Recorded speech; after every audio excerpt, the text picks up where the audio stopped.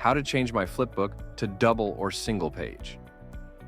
Depending on your content and the orientation of your PDF, you can choose between a single or double page display mode for your flipbook. In double page mode, your flipbook looks just like an open magazine, showing two facing pages at once. In single page mode, your flipbook displays only one page in the center of the screen. This option is ideal for landscape PDFs, since the page fits perfectly without wasted space or the need to zoom.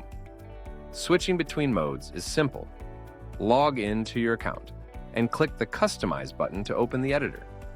Then, go to the Preferences tab on the left. Here, you'll find the single page switch. Turn it on to enable single page mode, or turn it off to return to double page mode. Use the preview on the right to instantly see the changes. When you're happy with the result, click Save to apply them. Changing your flipbook's display mode is quick and easy. Thanks for watching. Want to explore more? Check out our full help guide at publuu.com.